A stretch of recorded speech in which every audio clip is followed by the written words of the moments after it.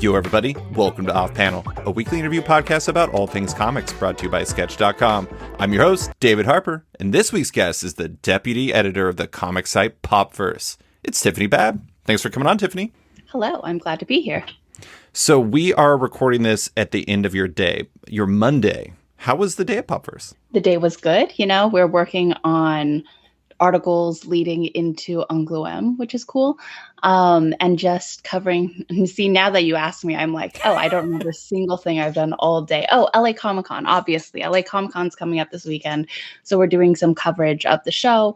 I got to talk to the CEO. So we had that piece out today. And I got to talk to some of the cast of The Sandlot. What? I know, they're doing their 30th year anniversary. They've started a nonprofit, like a sports nonprofit, which is really cool. So I was working on that. All right. Were you a fan of The Sandlot? It's interesting. I feel like when I was a kid, it was one of the 3 movies on rotation when you have a substitute teacher and they wheel in the television and you watch The Sandlot. And I haven't seen it in years, but I have good memories of it. Yeah. Who knows? The people seemed really nice and they seemed very grounded in you always wonder old movies where it's do you have a good understanding of your relationship to the film now that you're an adult? And they're really intentional about it. And that's kind of why they were starting this nonprofit, was because they're well, we're adults now. People keep asking about us about this. We keep going to events. We need to have something more than just us talking about when we were 12. Oh my God. That must be so weird to have that, the guy who, I don't know if the actor who played Ham was one of the people, but it's interesting because I imagine basically no matter who he runs into for the remainder of his life, the first thing they'll be like, it's Ham. It's the great Hambino. That's the thing. It's fast. It's really interesting with these kind of iconic moments in any kind of media. And you wonder, there's a depressing novel to be written somewhere about this person who's just remembered for this one moment in this one film 30, 40 years ago and their sad lives. But these people seem really happy and cool. So that's great. A+ to them. Yeah, and they're putting it into something good, but actually that somehow fusing the ideas of what we're talking about with The Sandlot and Angoulême. Have you ever read Box Brown's Child Star? I have not, but I do love Box Brown. Okay. Well, he did a graphic novel about a theoretical child star in his life as he grew up. And it sounds like it would probably be something that would be very interesting to you because it is kind of about what you're talking about. And also, whenever I think of Angoulême, I think of him because he told me about how when he went there, I don't know if you've ever been to a European convention or Comics Fest or anything like that. I have not. But the expectation is that artists are going to have to do free sketches for everybody that comes up. And so before he went, I remember him telling me something he had to figure out 5 or 6 different sketches he could do that he could churn out really quick because the expectation was he was going to do that. And that's so intense. Yeah. That would be wall-to-wall anxiety. And I can't even imagine an artist, your hand would probably really hurt at the end of the day. It seems exhausting. Yeah. Years ago, I went to Thought Bubble, the one time I was in England at the time. And David Aja was doing free sketches. And I was just so blown away. I was just they were full out works of art. Yeah. I think over the weekend he got to 30 people because he was really going into it. But I was this is ridiculous. You just stand in line and you just get a work of art for free. It's it's not the same here, obviously, which, people should charge for their work. But it's just a completely different culture. It is. It's way different, but it's kind of interesting. I think it kind of comes with the territory there. But before we get into Popverse, which is what we're here mostly to talk about, and the, some broader comic related things, I did actually want to get back into where you started. And, I am interested. I don't really actually know about your background. I know that you really came up and I know you really love doing comics criticism, but where did your comic journey actually begin? My mysterious backstory. Your mysterious backstory. I guess this is always an interesting one because, read Archie, read Calvin and Hobbes when I was a kid, Heathcliff, all that stuff. In high school, someone gave me Mouse and Watchmen. Loved them, but that wasn't really the tipping point. The tipping point was college, when someone got me into superhero comics. That was right around Marvel Now, right around Hawkeye, all that stuff. And I dove super deep. I was going to the comic book shop every week, grabbing like handfuls of stuff out of the 50-cent bin and just reading everything out of order, just to kind of like absorb as much as possible. I was reading books of theory, all of that stuff.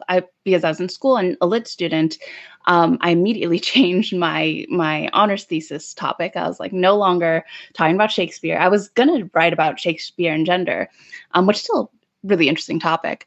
But I was like, I'm gonna write about Loki and seriality and like layering mythology, like actual mythology into kind of these more tangible, like hard copy. This thing is no longer like an oral history type of form, and what that does to the story, and contradiction, all that stuff. So I was really lucky to have really supportive thesis advisors who were just like, sure, that sounds great.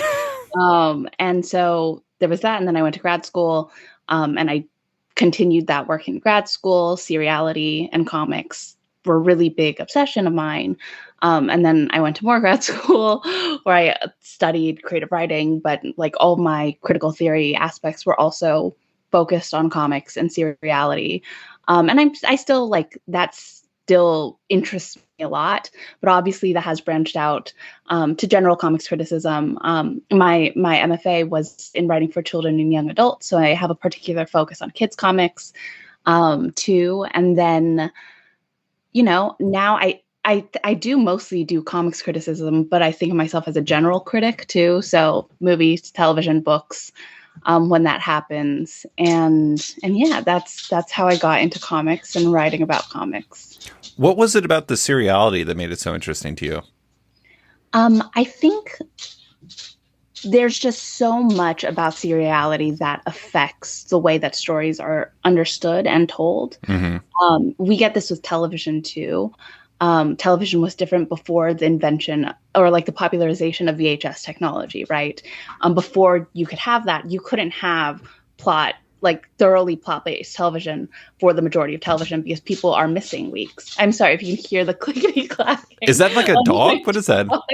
She's so like her little toenails are so noisy. She's a German Shepherd and she's large too. I know that feel. My cat Kubo. Cats are traditionally believed to be like these quiet creatures, but I swear to God, my cat, whenever he like walks and he wants attention, he just like extends his toenails and just starts like just clickety clacking everywhere. He even paces. I think my wife thinks that he learned pacing from me because I have a tendency of pacing. Anyways, and so yeah, my cat paces with his claws out. So I totally, your German Shepherd sounds Shepherd. like a typewriter. Like she's loud. Yeah. But yeah, so comics, seriality. So I think even the idea of reading something monthly or something being written to be read monthly, and then the experience of reading it monthly versus reading it in a trade or collected is completely different. So you're getting these multiple different texts, or let's say you choose to read them out of order, or you're reading an event by each issue or by each series. This is why there are a million different kinds of reading orders for comics online, because it's confusing. And there's a lot of different ways to do it. And the fact that all these different ways to do it can affect the way you understand the narrative and the way the text layers, like that seemed to me like a very rich area of study. It is. Yeah. I have to say, you think about comics on a completely different level than me. I'm like, ooh, this comic was fun. I like that. That was good. You are getting into to Pop Versus own Dave Busing's territory, I think, because like that's Comic Book Herald's jam, all the reading orders and everything like that. It's kind of funny, though, because I started reading in like I started reading in the 80s, but then seriously reading in like the early 90s. And when I say seriously reading, I meant I was reading the X-Men and like buying stuff from a comic shop and things like that. Before then, it was just Transformers at random whenever I could acquire something. But I remember like the first comic I got was Uncanny X-Men 294, and I had absolutely no idea what was going on. And like the fascinating part about it is I also don't even remember when the next comic I bought was. It could have been like 4 issues from then. It could have been 2 issues from them. It could have been the next one. I don't even know. But the fascinating thing about seriality is you're right. Like TV used to be way different. And the interesting thing is comics were never really approached in that sort of way, because I think that there's always been this idea of like completionists and like the idea that once you're in, you're kind of all in, you know? Mm-hmm. Well, yeah, Dave's like reading all of the Marvel comics, right? Which it's a bad idea. just thinking about it blows my mind. But like when I was starting to read comics, and read just issues out of everywhere, I remember I was reading the Sentry storyline, right? Mm-hmm. And it was like kind of the perfect example of what I'm talking about, which is I knew nothing. I didn't know enough about the Marvel universe to realize that it was weird. Yeah. And then the twist is so much better, right? The twist obviously worked on a lot of people, but also I was just like, oh yeah, this random character I've never seen before, but clearly exists. I feel like a lot of people feel like they have to start at the number ones to understand the backstories of everything. But there's also something fun to just like be dropped in the middle of the story and then like go back later and figure it out when you need to. Have you read Defenders Beyond, the Al Ewing and Javier Rodriguez series that just wrapped this past week? I have not. There is a very fascinating thing from a seriality standpoint in that, because there is a version of, because you mentioned Loki in seriality in your thesis, and like the interesting thing about Loki is that in that Defenders Beyond series, there's a version from, God, I'm going to get this wrong, and like somebody's going to yell at me for getting this wrong, because that's how comics work. But there's a version of Loki that is like from the 8th cosmos that's looking at the version from the 7th cosmos, and it doesn't want to lose that version of themselves, but because they know that there's a new version coming, and it gets very meta while also really playing with that seriality, and I feel like you would love that.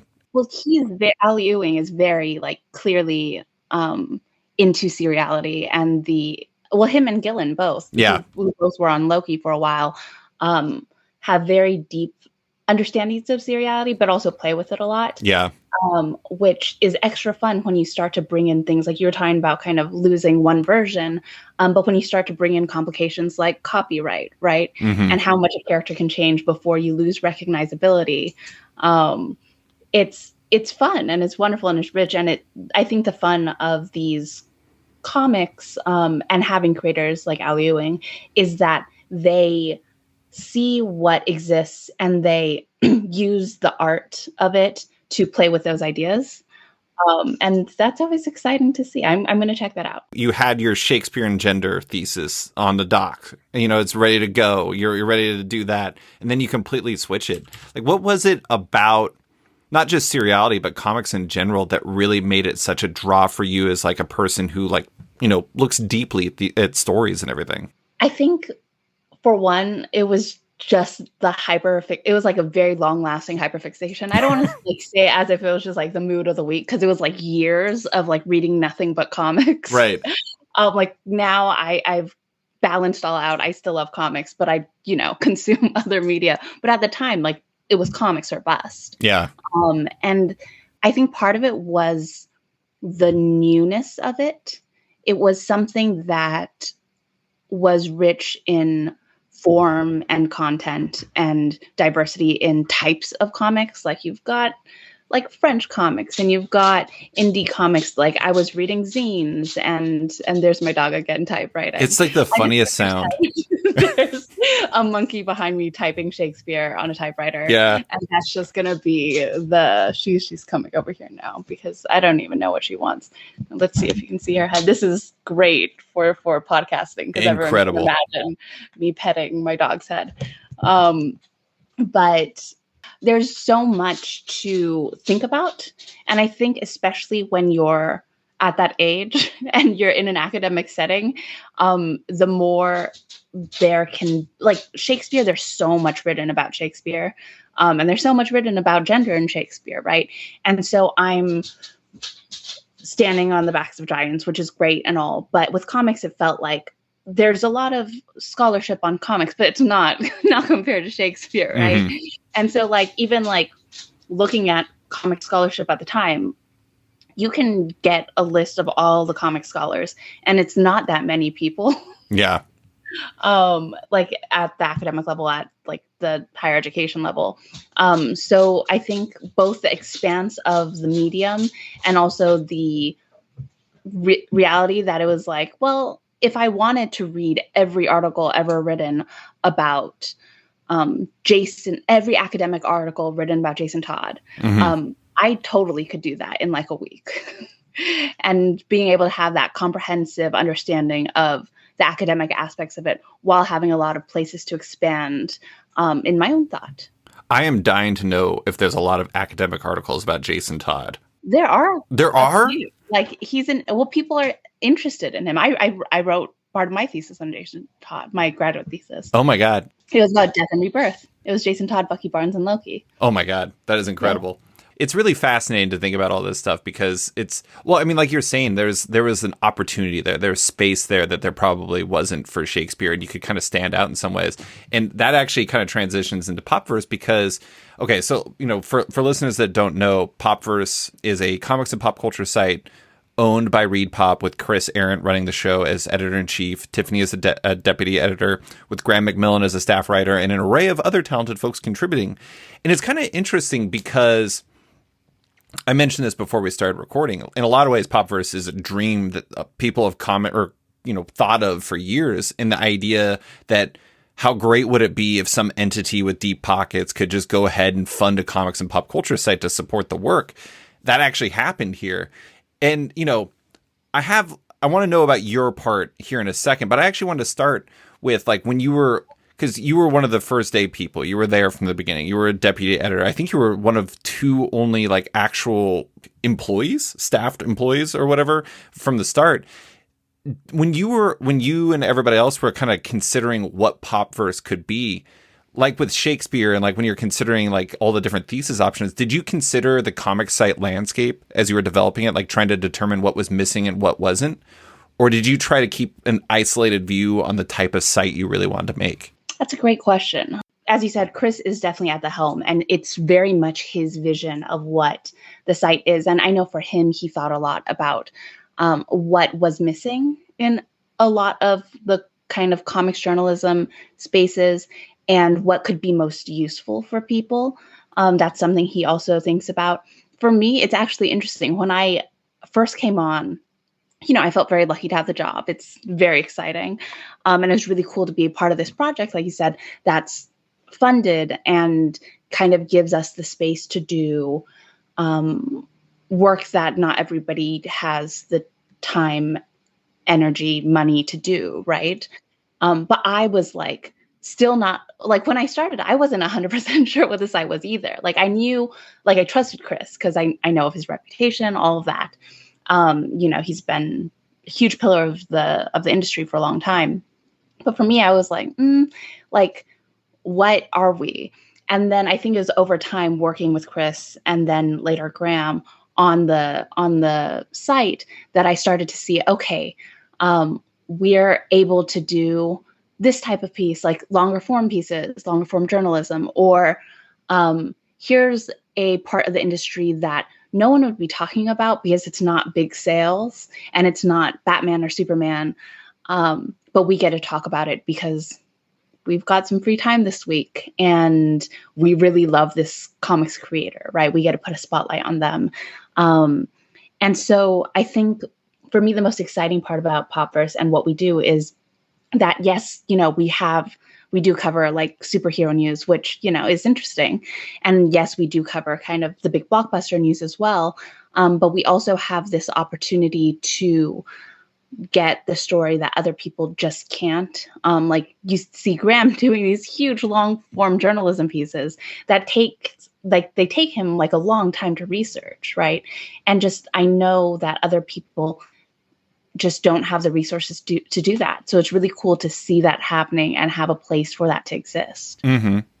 It's interesting though, because, when you signed on, you said that you didn't really have an idea as to what the site was. Chris had the vision. You were still kind of wrapping your arms around it. But on top of that, you were coming from a background with comics criticism. What I knew you for before in particular was Panel by Panel, which you were doing with Hassan Otzman El Howe. Still are. Judd Winnick. Yeah. Big interview. Yes, Judd Winnick. Very exciting. It is interesting to look at you signing on from that prism because, I thought it's interesting. I think the nomenclature surrounding this industry is really interesting because comics critics and comics journalists are kind of different, I would say. For sure. Yeah. You went from being a comics critic to being this person who's not just, and obviously, we'll talk about what your role is exactly, but you're going from that to having to write about the industry and to do interviews and to do all these different things that you probably let's say 6 months previous to actually being offered the gig, probably didn't imagine yourself doing. How did you end up signing on Popverse, and what appealed to you about it, knowing all that? Oh yeah, it's super weird for me too. Like I'd never really thought of myself as a journalist. Now, even saying it now, I'm like, this feels weird.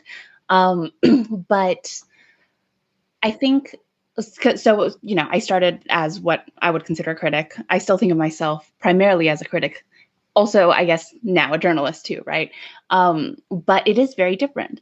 Reading something and writing a review, or writing a piece of long form criticism, or even interviewing, is very different from here is a piece of news. Yeah. Write the news, which just took training, right? I just learned on the job. Chris taught me. He gave me tips. He gave me notes. And I practice every day, right? We put out news stories every day. For like what drew me to it is, again, I think I had a lot of faith in what Chris was like, this is going to be different. We're going to be doing interesting things. And I was like, you know what? I buy that. It's very easy to buy that kind of argument from Chris. And another thing is that when I first saw the job, I was like, this is like, I did not plan to apply at all. I was like, this is clearly not a good fit. This is a news position. But really it was through conversations with Chris that I started to, even though I didn't have a full understanding of what Popverse would grow into, I started to understand what he was looking for. And then I was like, well, I can do that. If that's what you're looking for, like, these are like, I can learn everything else on the way. I have the ability to, hopefully, I thought I did. Hopefully I'm doing okay. I was like, I have the ability to fill this role, helping build like what you're trying to build. And so it did take conversation. Like at first I was like, oh, like I can't write the news. Like I did not go to journalism school. But just I learned, right? And I'm still learning. And working with Chris and Graham is the best school for that. Oh yeah, I mean Graham's been they're both been doing this like forever. Yeah. Before I even knew comic sites existed, those two were out there doing stuff. I don't even know what I was doing back when they first started. I think it probably involved kegs. I don't even want to go into it any further, but it probably involved kegs. But it is interesting because the rhythms of the news part.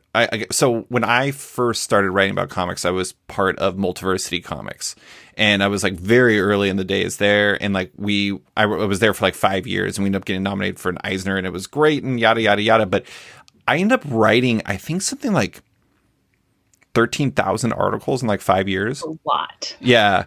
And that's one of the things that I don't think people really realize about running a site like Popverse is that you're always trying to balance those immediately topical subjects like news or like something that connects to like, I know you had a feature about the Guardians of the Galaxy holiday special and like how it connects to yada, yada, yada and things like that, trying to connect to the things that people are looking for, but then also like trying to find things that need to be worked on over time or something that really speaks to you. Like, for example, you had that great interview with zine librarian, Jenna Friedman, about the Barnard Zine Library. And it's like trying to balance those is always really difficult because you want yourself to be present, but you also need to this sounds meaner than I mean it, but you have to feed the machine. You have to keep it going. Yes. Yeah. Well, I think the less mean way of saying feed the machine, which, I get, is most of those pieces are pieces that if I saw them, I'd be like, I'd click on that. Right. Like I was sharing this piece I had written for Fandom last year about it was like Moon Knight was coming out. And it was like, is it practical to fight with a cape? Like, why don't people fight with capes anymore? And I was like working on it, and I was like, obviously this is an article that you click on. But I was also like, this is also an article that I would click on, right? If I saw that, I'd be like, I would like to know, like, tell me, expert. And I think in that way, we have these multiple ways of thinking about the pieces that we publish. We've got news. We have like news every day. And then we have kind of more, like we have lists, like watch guides, how to watch Star Wars in multiple different orders, right? Mm-hmm. How to watch Sailor Moon, reading guides, like Lucy Nicely. We all love her comics. But how, if you don't know where to start, where do you start? If you're going to buy one for someone, like let's figure out which one might be the appropriate one. Stuff that's kind of more service journalism ish. And then we have like industry stuff, which is kind of like longer form, more deep dive. That's kind of where the journalism, I don't want to say real and fake journalism, but that's where like the heavier journalism goes into. Learning about publishers and what they're doing, what different creators are doing in the industry, any, like, let's say distribution news that may not be on the front page of other sites, but it is on ours because we are kind of thinking about that. I think a good way to think about it is to realize that we're looking at the industry through many different angles. Yeah. Like we're looking at it through the people who go and buy their Batman and Superman every week. We're looking at it through, here's like the film adaptation. We're looking at it through what's going on at the comic book shops, what's going on at the publishers, what's going on with this specific creator at this moment. And in that way, hopefully we're providing a variety of interesting things for many different kinds of comics fans to read and watch, because we have video too. And now, a word from one of our sponsors. You may have heard of Zoop, the new crowdfunding platform, and they have some amazing comic campaigns running now, including Faceless and the Family from the Eisner-nominated Matt Lesniewski, The Whistling Skull from Tony Harris and B. Clay Moore, which continues their work on JSA Files and DC Elseworlds, and the completed Saucer Country, an omnibus collecting the whole series from Paul Cornell and Ryan Kelly. Better yet, with Zoop, there are no buggy add-on pages and surveys after the fact. You simply throw rewards and add-ons into your account and check out. Head to zoop.gg to support the live campaigns and sign up for launch alerts for what's next. Also, Zoop is taking submissions, so creators, reach out at hello@wearezoop.com to learn more. And now, back to the show. I mean, that's something that's been kind of missing from the comic space to some degree. And like, this isn't me slandering like CBR or the other sites that are like the bigger ones or anything like that. But the thing is there hasn't really been kind of a, sounds like I'm talking about Flower, but there hasn't been an all-purpose, comic site that kind of serves all those different needs in one place, like where you could go and like you could read your excellent, holiday gift guide for kids comics or queer comics, or like you could also read like Chris and Graham's excellent coverage on what was going on with Oni earlier this year, which feels like it was 1,000 years ago. I'm not gonna lie, doesn't it? Yeah, I mean, it's like you can find out that maybe everybody should read Everyday Everyday Hero Machine Boy. You can learn about all those different things. And I think that is something that's really been missing, because it's interesting to run a comic site in this era anyways, because social media is so much of powering it. It's like the front page isn't always super relevant. Like when I was first starting out, I remember I used to go to Robot 6 on CBR all the time. Chris used to be part of that. Well, Chris used to be a part of everything. But anyways, and I used to go to Robot 6, and I would go to like their kind of feed on their website just to like read that. And I think that you've kind of given a destination for people where they can go there and they can trust that they're going to see a variety of interesting things. But I did want to ask about what exactly a deputy editor does. It sounds cool. It's a good title. I'm mini Chris. I'm Chris when Chris isn't available. But beyond that, like that is a good question. Now I'm just like, what is my job? Chris and I talk about kind of what we want the site to look like. We do planning, like we're looking at the next year of our coverage right now. Like, what are the big books that we want to cover? What are we going to do for Pride Month in June? All of that stuff. And then day to day, I write articles and I edit articles. I work with our wonderful group of writers, of freelance writers and Graham, on all different sorts of writing. And then beyond that and the writing, we also do in-person coverage, right? So I am going to LA Comic-Con this weekend to do some reporting and talking to people, which is going to be exciting. That's the fun part for me too, because reporting and journalism is so new to me. I am like constantly just like, oh, let's go find a story. It seems so fresh and new to me. So anytime I can be in person somewhere, I'm very excited about it. But yeah, so I am like, if Chris is like the person pulling all the strings. I am like the rung below to make sure, hopefully, that everything's going smoothly, and to do what I can to help this site, be run at the quality that we want it to be run. I mean, it's a lot to manage. I wrote about this on Sketch, but so I was at Emerald City Comic Con when you were all at Emerald City Comic Con. I'm saying that for them to know, for listeners to know. Not you were aware of the fact you were at Emerald City Comic Con. Oh, I remember when I walked into the press room and I saw you all were just talking and just sorting out all these things. And I just remember thinking in my head before I even started talking to you, I was just like, my God, they have this thing so much more together than I do. It is unbelievable. Like you were all whirring engine or whirring machine of just like sorting out like all of the multitude of responsibilities you have on the floor there. And it was kind of astonishing. It felt extraordinarily professional while also like very thoughtful about what you were doing, which is a really tough thing to blend. Well, thank you. During the time, it never feels like you have it under control, right? Like whenever you're live, you're just like, everything is falling apart and I'm never going to get anywhere in life. Oh, don't get me wrong. It also seemed really stressful. Yes, it is. It's super fun. But, like when there's moving plates, like there's nothing more stressful. But I think what you said about thoughtfulness, I think at the end of the day, that's like kind of what is at the center of our coverage is we try to be thoughtful about everything that we do and why we're doing it. Because like, again, like a listicle is a listicle, but we want to have our listicle be special. Like we want to have like something that other people may not have, like kids comics or queer comics. Graham did like a bizarre gifts, which just cracked me up. It had truly some very bizarre gifts on it.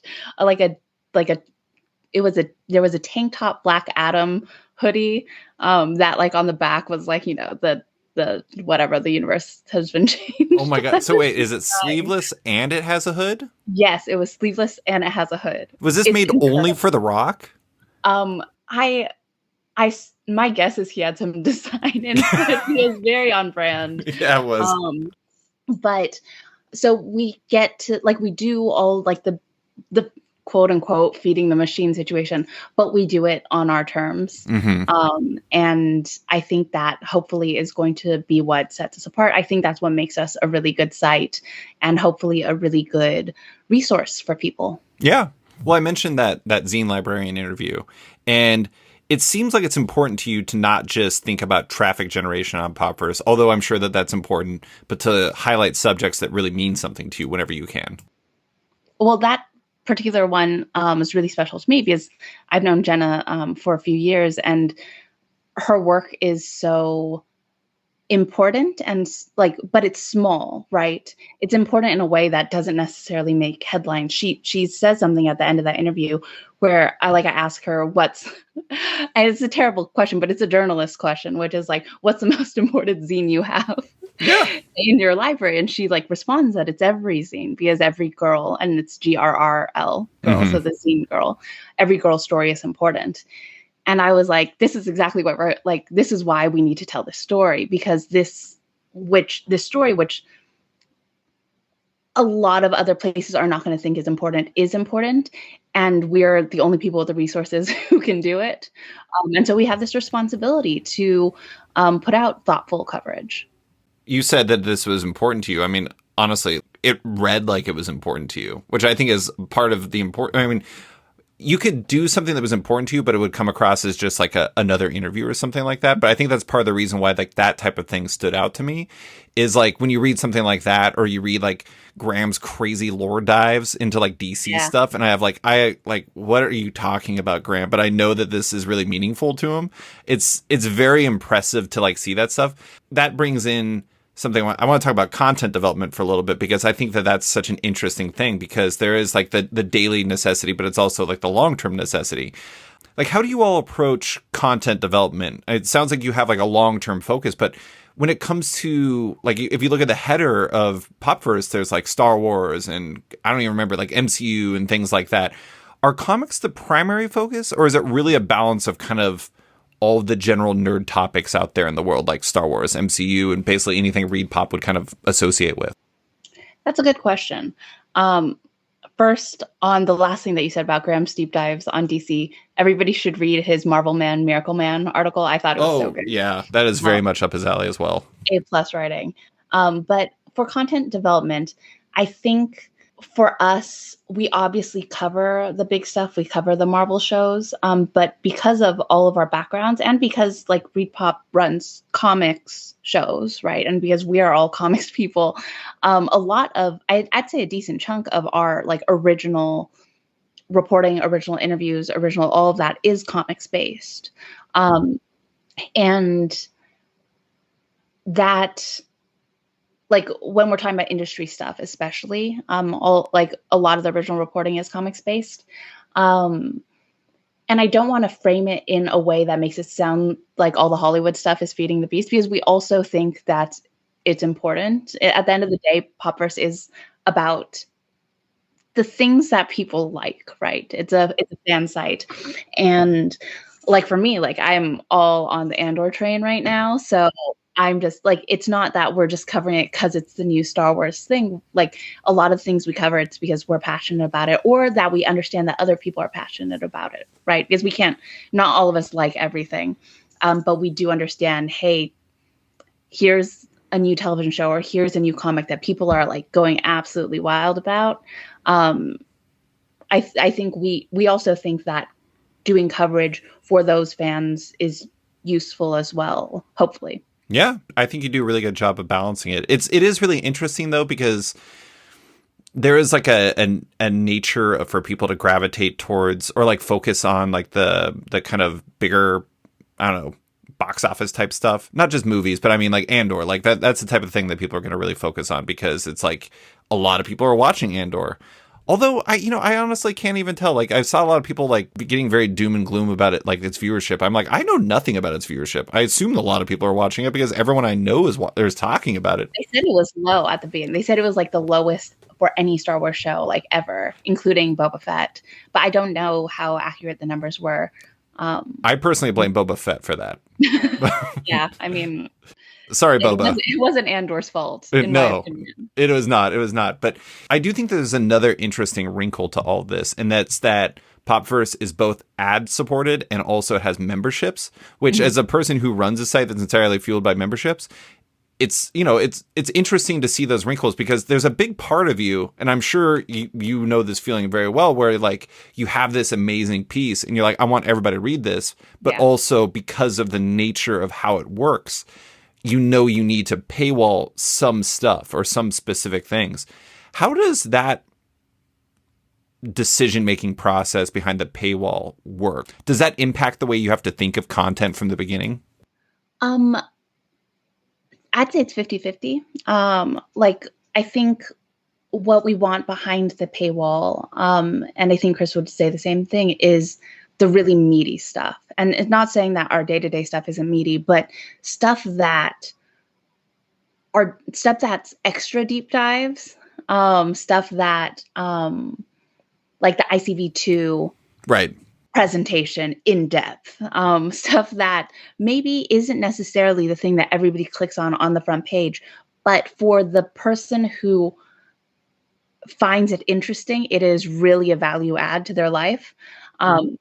Like I think especially for people who are interested in the industry, or people who are interested in just a 5,000, 6,000 word interview.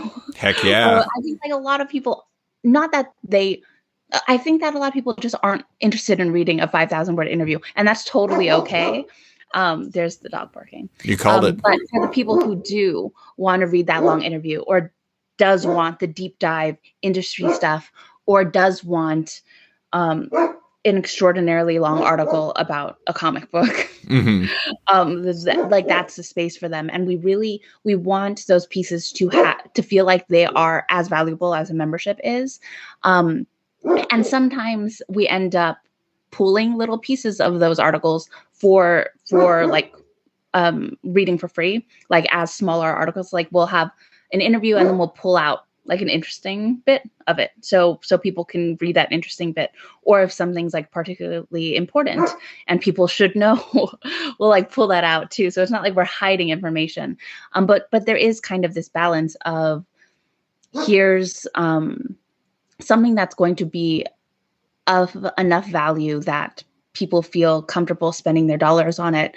But also, you know, most of the site is free to read. And we are very proud of that too. And we want the regular articles to be held to a very high standard, because we want Popverse to have this kind of high standard, this, I hate to use the word, but brand, that people can trust, that people can rely on. Right. So yeah, it is kind of like this 50-50 balance. And when we are commissioning pieces, we don't always know that it's going to be behind the paywall later. Sometimes we do. But sometimes it's just, we're reading this article and we're like, wow, this is a bit of a hulking thing, but it's incredible. And we don't want to cut it down. Let's put this behind the paywall and have, our members be able to enjoy it. I think the first thing I remember seeing behind the paywall, and it was like early days, I think it was an interview with Tilly Walden.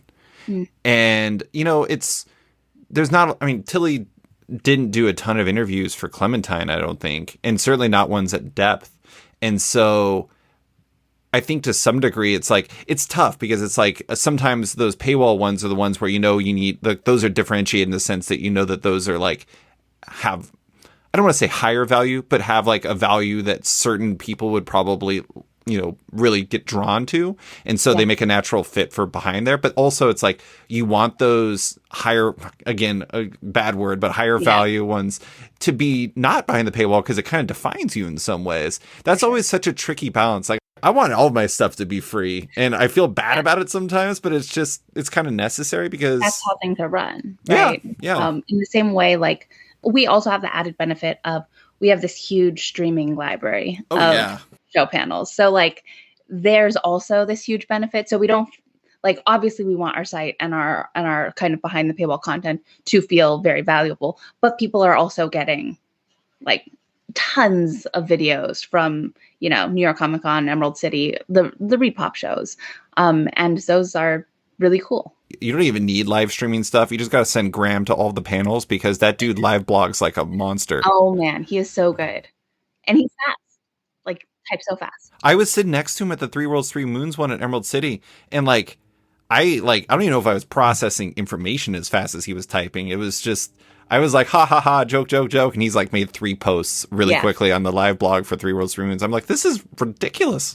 It's wild. Live blogs are so adrenaline heavy, by the way. Yeah. Especially when you're we had Graham do Marvel Studios at San Diego, but at Star Wars, when they're doing announcements, and you're I need my live blog to have the announcement 30 seconds before everyone else has tweeted it. Oh, yeah. Your palms are sweating. You hear people screaming, but you have to tune out the screaming, because everyone's Diego Luna's on stage. And I'm also yay, Diego Luna. Love him. He's great. But I have to type this down and send it out, and hopefully without typos. It's very stressful, but it is fun. I feel that's a lot of the joy too, because it's just so direct. People are reading along with every sentence that you type out. And that, I feel that's a thing that is so different from working at Popverse versus doing comics criticism. I mean, this is depressing, but there aren't thousands of people picking up or reading an article on a comic, a deep analysis article. And with panel by panel, you don't get comments, and you don't because it's a PDF, people download it. So you don't often get kind of this immediate feedback of someone is reading what I'm writing right now. Yeah. Oftentimes it's just send this out into the ether and maybe someone will read it someday.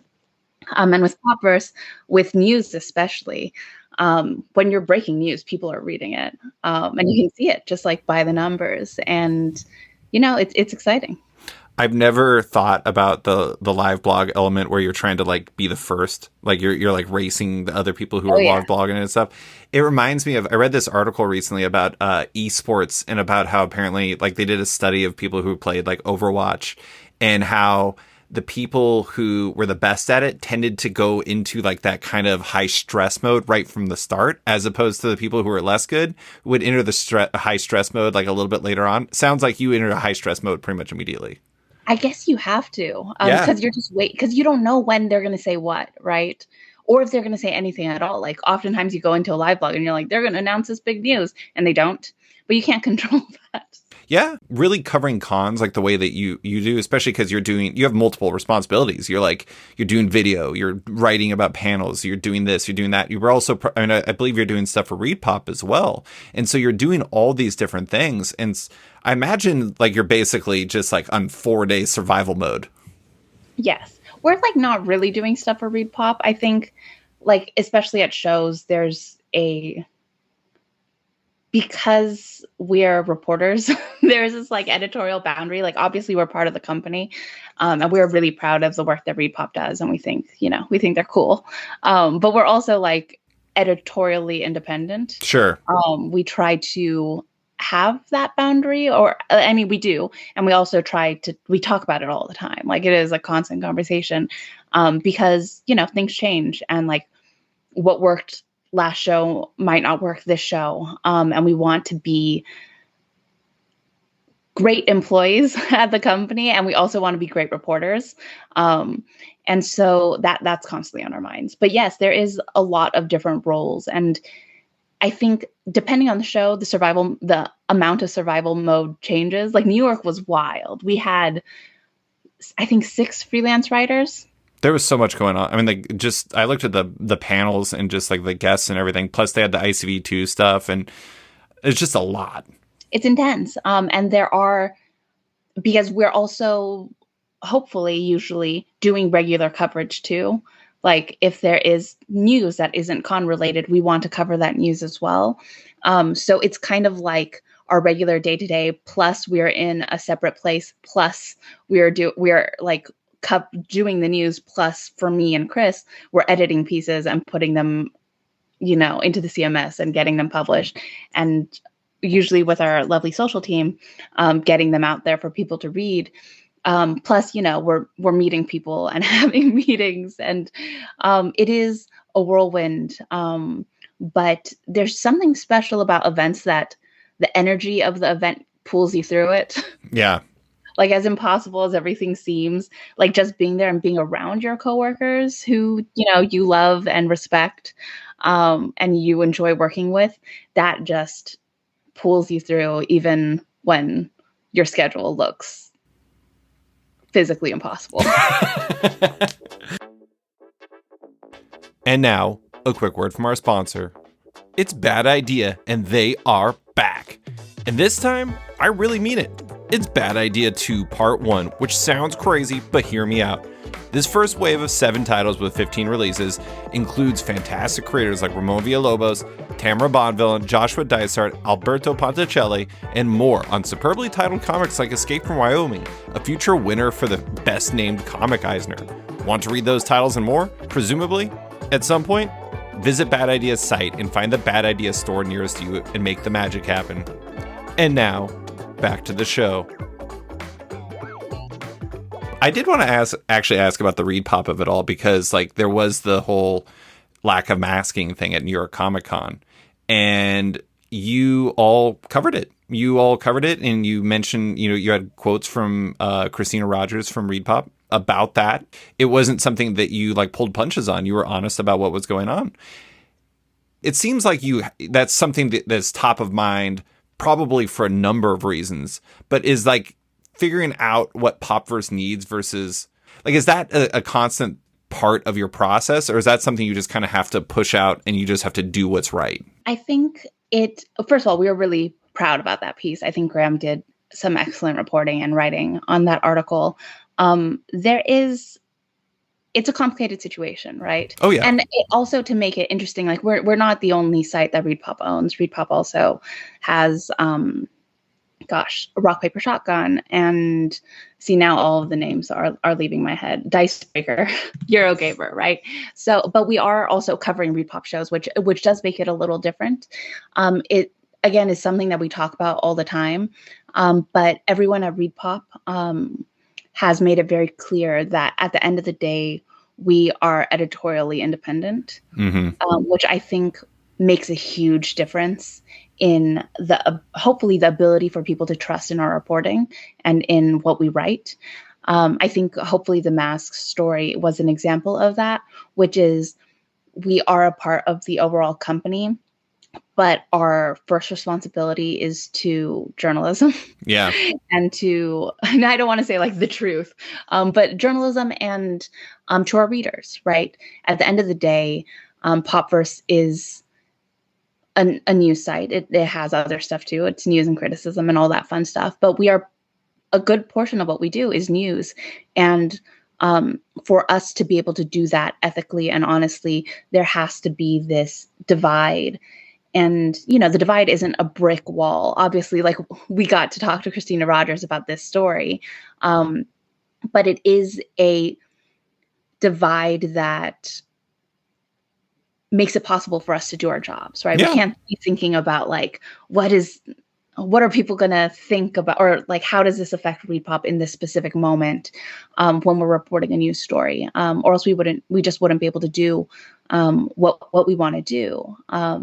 And so luckily with the people at ReadPop and with Chris and Graham's experiences, and just through the ability and willingness of everyone to have these tough conversations, because they are sometimes kind of awkward, right?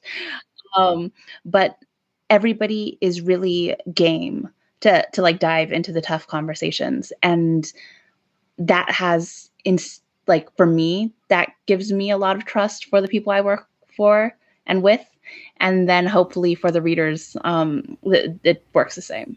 Well, yeah. I mean, I think that if you softballed a subject like that, like readers would know, and then that can affect trust.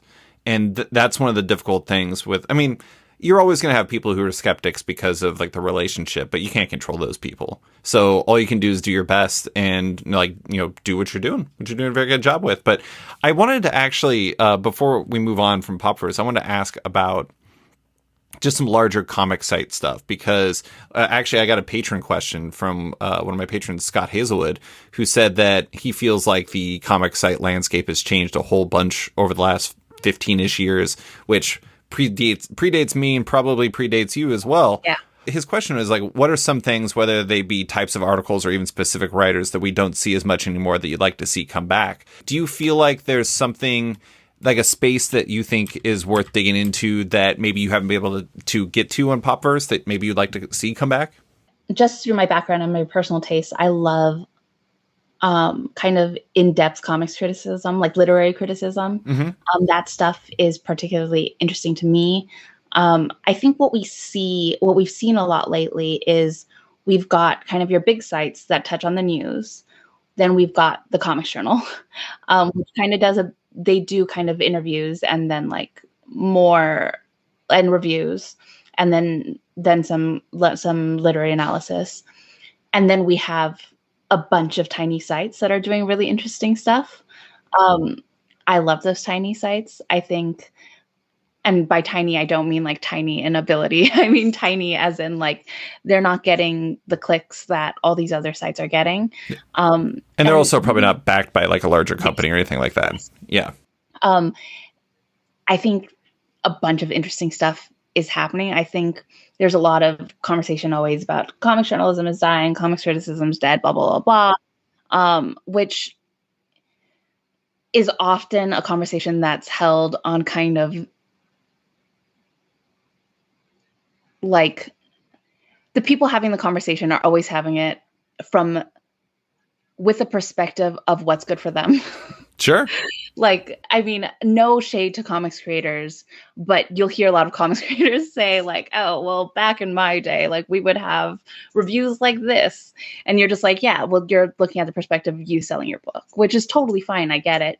But like that shouldn't drive what comics criticism is necessarily. And so I think what I would love to see more of, personally, literary analysis. I'd love to see more in-depth historical work. I think Graham has done some of that. I think back in the day on the old blogs, you would see historians do like 20-part essays on like, defunct comics publishers. Well, now that I've said the word defunct, like, Defunctland, the YouTube documentarian. He does great stuff. He just did this really beautiful documentary on the Disney Channel theme tune, and like he found who composed it, and it was like this really big challenge. Like history stuff would be really interesting. We get these things like history of Marvel comics, which is interesting and also hasn't been written about that much, to be fair. But we don't always get a story about all of the publishers that haven't stuck around. All of the interest there. I mean, there's so much interesting comics history, right? That just isn't written about. I'd love to see more of that. Have you ever read Dan Garino's Comic Shop, which is a history of the direct market? I have not. You should read it. It has some wild stories. It turns out that the direct market that people often think is a total hot mess today is considerably less hot messy than it used to be. I mean, like comic shops used to like not have cash registers. Oh yeah. Like just when it is funny because like you think of it as the comics industry, those were like, that was the heyday of comics because people were like making big sales. And there were a lot of readers. But in a lot of ways, like, I mean, things are bad, but they're not so bad. Right? Yeah. I mean, there's a reason why, do you know who Carol Kalish is? Mm-hmm, yeah. Yeah, like Carol Kalish from Marvel, like is like looked at as like this hero because she revolutionized comic shops by being like, we should get them cash registers. And like that was masterpiece of an idea. And like looking back on it, it's just like, why didn't they have cash registers? And the idea was, well, it was a different time. It cost money, and also the nature of the industry. I totally am with you on that. But it is interesting to like hear your perspective on like the way the kind of creators view it, because sometimes I think it can get viewed as almost like a service industry. It's like comic sites are not really necessarily designed to like they're not support. They're a part of like the larger comic ecosystem. I guess like to close the Popverse talk is like, how do you view where comic sites fit in like the larger comic ecosystem? Like if they're not the service industry, which let's agree that they're not, how do you view them? As their own thing, right? As their own art. I'm like a lot of people, and I'm going to be writing an article about this because that will publish right when this hot topic conversation like shoots up in social media again, which is like, what is the purpose of comics criticism? Which like people always argue about, and at the end of the day, I'm just like, who cares? Personally, like it's there because it's an art. Like for me, there's this. And it's partially Ratatouille's fault, even though Ratatouille is like one of my favorite movies. But anybody can cook. Well, no, he does this whole the critic. He does this whole thing at the end where he's like, "Oh yeah, the most beautiful blah blah blah," but it's nothing compared to like one bite of food. And I'm like, that's bullshit, right? Like that's completely demeaning to all of criticism, which is to me at my art, right? It is at the beginning and end, like what I find most creatively stimulating and interesting. And I do like creative work too. But at the end of the day, I think of myself as a critic, and it's because I love criticism. And obviously comics criticism comes from comics, but I don't think that it should be like necessarily, it shouldn't have to be defined due to its relationship to comics. It should be, and there are certain pieces that will be, and that's totally fine. There are like top 10 whatevers, which are great pieces too. But at the end of the day, I just don't think that it should be thought of as like kind of this parasite that like clings on to like the hard work of cartoonists, which not that cartoonists aren't and comics creators aren't working hard. They totally are. But criticism in a lot of ways is its own art and should be treated as such. Yeah. Believe me, as a person who works for like 4 months on articles, I had this person tweet me the other day about this variant article I wrote, and they were like, TLDR, variants are bad, something. And I was just like, oh my God. I mean, like, I should have just tweeted that instead of working on this for like a month and a half. Exhausting. What have I done? I do want to say that it is my fault that your dog started walking around again, because I was just thinking in my head, it's been a while since I heard a typewriter. Yeah, it was your brainwaves from Alaska to hear. It absolutely was. It really was. Anyways, I did have a couple topics I wanted to bring up that were unrelated to Popverse to close. One of them, I feel like because of the kind of inseparable nature of comics and Twitter in some ways, that I feel like I have to talk at some point about the current status of Twitter on this podcast. And as a person who when I pitched you on coming on the podcast, my message was, are you still on Twitter? I feel like you have to be the person I talk about this with. It's very much, it's like, I can't tell if it's like a slow death or a transformation or whatever it is for Twitter, but it's changing for comic sites, for creators, for many people. I mean, everybody's on Hive now, I guess. Yeah. Not that it works. I can't upload a profile picture. Oh my God. Yeah. You just open the app and it takes 30 seconds for anything to load. Anyways, sorry, Hive, you got some problems. But there's a real cost in terms of how news and information is distributed and communicated. Like, as a person who runs a website, as two people who run websites, there's a really detrimental effect to that. And there is for comic creators too, because if you think about, Jen Bartel had a great thread about this right before I think Jen started really focusing on Hive, about how a lot of people have started their careers or made the connections that they needed to make by being on Twitter. And there's no obvious fix to that. I'm curious as to how you're feeling about the situation right now. Do you view it as manageable, or is it a major concern for you as a denizen of the internet and the comics world? It's depressing. It is a major concern, partially because, first of all, that's where you get a lot of news. We cover news.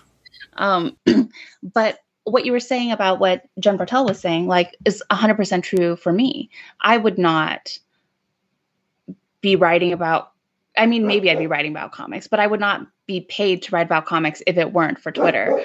Not just through being able to share my articles throughout time, but just learning about new comics coming out, learning about the sites that publish comics criticism, all of that stuff. It's Google brings that to you. If you're looking for cool comics criticism through Google, you're not going to find what you want to find. At the end of the day, it was being on Twitter for the last decade or so that allowed me to find these outlets that are doing this work. And then Chris and I pretty much met on Twitter. And I definitely wouldn't have this job if I didn't have Twitter either, because no one would know who I was. I wouldn't be writing anywhere that people could read it. So for me, Twitter 100% helped. What was a major, if not the single biggest tool for me to become a professional writer. That's how you meet people. That's how I got involved with Panel by Panel. I followed Hass on Twitter, and then I started writing for the magazine, and then now I'm co-editing the magazine. You mentioned the Judd Winnick thing. I have to plug it. Everyone buy the Judd Winnick issue. It's really good. I bet that interview is charming. I've always had the feeling that he'd be a great interview. He is a great interview. He's a great guy. And we did it so we covered his whole career, and we've cut it up. So it'll be a portion of the interview and then a piece of criticism on that part of his career, and then a portion of the interview. So it's really nice. Hass did a really good job with kind of the design and everything on that. But I wouldn't have met Hass if I wasn't on Twitter. I wouldn't know anybody. I grew up and I live and I went to school in a city, right? I live near LA. And I went to school in Los Angeles. It's not like I wasn't in a city, but there weren't comics critics at school, right? There's not enough of us that there can be a community of us, a big enough community that we could run an industry not online. Yeah. That's the importance of cons for us too, is it's kind of, they're often the places where we're all together. You and I met at a con, right? And if we weren't there, when would we have ever seen each other and been able to chat about comics? Which would have been super depressing if we weren't able to do that. Think about where I'm at. I'm in Anchorage, Alaska. Yeah. I remember once I did this feature for The Ringer about basically where Spider-Man was before Spider-Man Homecoming came out. And they connected me with Sony about going to do an interview with Tom Holland and the director, Mark Webb. Mark Webb? Mark Webb. No, that was the previous director. Shit, I don't even remember. Whoever directed the most recent Spider-Man movies. Anyways, and they asked me, they were like, are you in New York or are you in Los Angeles? And I was like, I'm in Alaska? And they were like, yeah. And it is interesting because it's like what you're saying is totally true for me. Like maybe there's a version of my life where all of this works out in the same way without Twitter, but it's hard to imagine that, especially because I being from Alaska is actually kind of a nice hook for me because then I'm just the guy from Alaska. Like the guy from Alaska. Yeah, nobody else knows anybody from Alaska. I'm like it's just this person. Like the person who owns my my comic shop here in Anchorage. He said he was on a call with a publisher like a couple years ago, and they found out he was from Alaska, and he was like, "Do you know David Harper?" Because I'm the only person that anyone knows in Alaska. Iconic. But yeah, I mean, it is really interesting. I am kind of fascinated from like the promotional aspect too, because I imagine Popverse is like most sites where social media is a huge portion of like the traffic generation. That is a question for our lovely social media people, Ileana and Jeremy. They're marketing people who understand our social media better than I do, but like. I think we're still growing on social media, and we're trying different things. I think it's especially important when we're doing live events too. I did see the Popverse is on Hive. We are. We haven't. I don't think we started posting it. We're like 50% of people on Hive are just sitting on their usernames. That's what I'm doing personally. I read some of these posts where they said that on Hive you can actually have duplicate usernames, and I'm like, that is the worst idea I have ever heard in my entire life. But. Who knows? We'll see. I mean, you could say anything about, like, you could tell me that Mastodon is actually like run by mastodons, and I'd be like, okay, sure. Why not? Sounds reasonable. I told you before we started recording that when we were at Emerald City Comic Con, you actually completely changed my feelings about Twitter in a conversation that you do not remember, which is totally fine. I don't remember, but I sound very wise. You were very wise. I remember it was you, me, and it was Tara Lehman from Now. Oh my God, Abrams. Now at Abrams. Like this quick conversation. It was funny because like you triggered me to grow to love it again. Just in time for Elon Musk to murder it. So thank you, Tiffany. Right. It's so depressing. Like that's the thing that is, I have like an elephant in my room now. I don't know why she's so anxious all of a sudden. Is it a mastodon? I think so. She runs Mastodon Social. It's so freaking depressing because I'm the first person to say that Twitter has problems and has toxicity and all of this mess, but I love it. I love it as a platform. I love it as a way to connect with people. I love it as a place for me to say things that like, no, I keep making Jason Momoa is flip jokes. And no one likes them. If there was no Twitter, where would I say them? I tweet about basketball. No one engages my basketball tweets, but I still do them. You're alone. Exactly. That's what I mean. Is like, there's a place for you to do that. And first of all, I can't believe Jason Momoa plays Flip in the Little Nemo in Slumberland movie on Netflix. Like that sounds... I'm obsessed. I love the fact that you're probably the only person who's simultaneously tweeting about that, but also tweeting shots from like Winsor McKay comics because like you bridge that gap perfectly. But really quick, I actually wanted to say, if you want to read a good comic about our relationships with Twitter, Faith Erin Hicks had an excellent one on Instagram today. Highly recommended. It's very good. But to close, I want to get your perspective on, you're a critic, you're a person who reads comics, you write about comics, you do all this stuff. How do you feel the year has been in comics from a qualitative, actual medium standpoint? It's been good. People are doing good stuff, but I think that every year, like it's hard for me to feel like there's ever a bad year in comics the way that I do with movies, which I also love. And I think part of it is because comics is so expansive and there are so many of them. Yeah. That like while it might be a weak year for superhero comics, which I don't think it was, I think it's a strong year for superhero comics.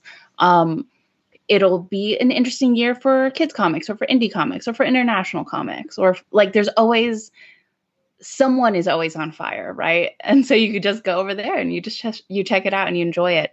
There's always something interesting. And there were so many good books this year. I feel like people, I mean, this is the fun part of what we do, right? Is we get to read people's work and enjoy it and interact with it on a deeper level. And I don't necessarily mean like just through interviews or criticism, but like to be able to sit with the work. And as comics people, we've both read a lot of comics, right? So we get this wonderful, rich context to bring to new art that comes out. And, you know, that's exciting. Yeah, it is. Also, this is kind of a random note. It feels like it's a really good year specifically for autobio comics. Yeah. I'm not normally a big autobio person, but I don't know. I'm pretty sure that there's at least 4. I do a top 20 podcast at the end of the year with my friend Brandon, and at least 4 of my, maybe 5 of my top 20 are going to be autobio, which is very surprising and not normal for me. And I don't know if that's just like if that's a trend or if that's just a personal thing this year. It seems like there's a lot of really good autobio this year. That's my note. I don't think it's either. I think it's one of those things where it's a lot of these projects, the big autobio projects, have been in the work for years. Yeah. Like they've been worked on for a long time. And I think they just all happen to come out at once. Yeah. And it is interesting. I am always curious about when America is going to jump onto autobio comics the way that other countries have. Because there's such a, like, I was just looking at year-end lists, right? And like a lot of these comics and graphic novels are in translation, which is really exciting. But it's such a bigger thing elsewhere. And we have it here. It's just, I think a lot of these books want to be published in the book trade. And I think the book trade has not caught up to it yet, even though it wants to. And that complicates things. Hey, they're getting better at sports comics. Baby steps. I'll take it. If I give you one recommendation, which you probably already read, The Joy of Quitting by Keeler Roberts is amazing. That I have it. It's like so funny.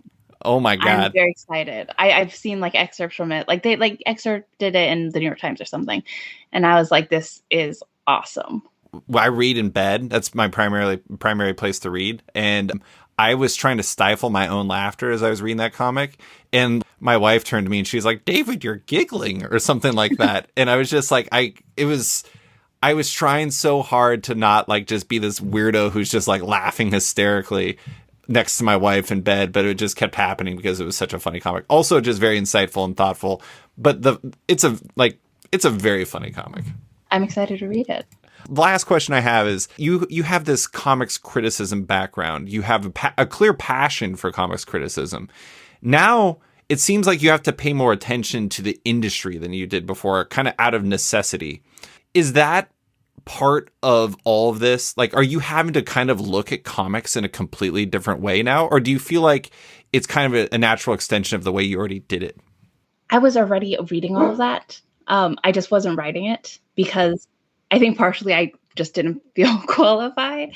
But also I think after years of, I think one thing that I've learned as I'm growing older in my life is how much just being there when these things happened brings to your personal knowledge of things. Like you can remember what happened 6 years ago when this company did this. And that really informs kind of what's happening today. And that's a lot of kind of what the kind of journalism that we do is too. And just having read all the news, I'm really into business personally. I almost went to get my MBA this year, actually. I'd applied before I'd gotten this job. And so I was going to go get a business degree. So personally, the business aspect to me is fascinating. And I read that stuff for fun, not on the same level as I read art, but in the way that people read soap opera, like watch soap operas, kind of. Not that soap operas aren't art. I don't want to be snobby. But yeah, no, I will read any and every business article. I find it so fascinating. My whole family is business people. I'm like the one loner. So a lot of it's just sunk in over the years. So being able to work on these stories, I think not only is it important because I think it's important to the industry and it's important for readers to have not just transparency, but to know what's going on. This is also something that I learned becoming a journalist is I think back in the day, I used to think news existed and reporters just told you about it. And then like, which sometimes is what, sometimes like the Hollywood Reporter tells us that so-and-so was cast in a movie and I write that story for the pop verse audience. But, a lot of times it's conversations or it's talking to strangers, which is super fun for me. And like, sometimes you just see someone and you're like, you seem like you have a story and you find it, right? You find what's interesting. That's not always the news aspect of it, but that's a lot of like the in-person journalism aspect of it is being at Star Wars show and talking and seeing, hey, here are some people building droids. How did you personally get into that? And finding that and realizing it's just such a different form of creation than reading a comic and writing about it, which is kind of what I had done solely for years. It's a different kind of writing. It's a different kind of communication, and it's a different kind of interaction with the community.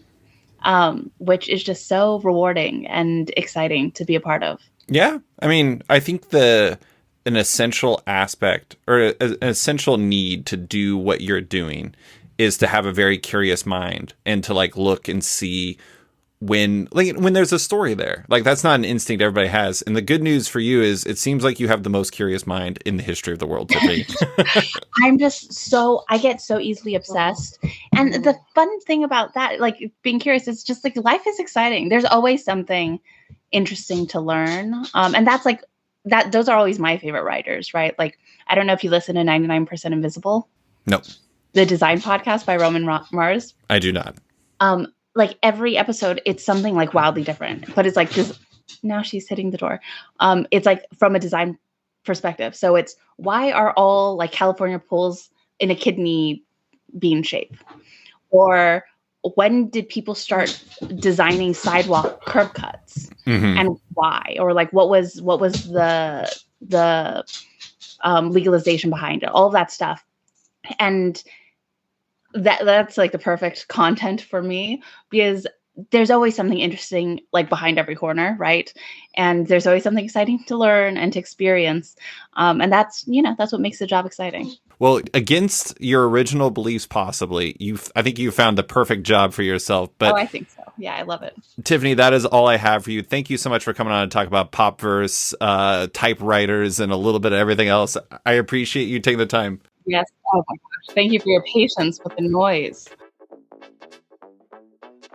Thanks for listening to this week's episode of Off Panel with Popverse's deputy editor, Tiffany Babb. You can find her on Twitter at Exploding Arrow and her work on Popverse in Panel by Panel. Love Off Panel and want to support it? Subscribe to the podcast on Apple Podcasts today and give the show a rating or review while you're at it, but 5 stars only. You can also support the show by backing it on Patreon. Find the show on patreon.com/offpanel. And when you back it on there, you get early access to each week's podcast as well as weekly content and more. Want even more?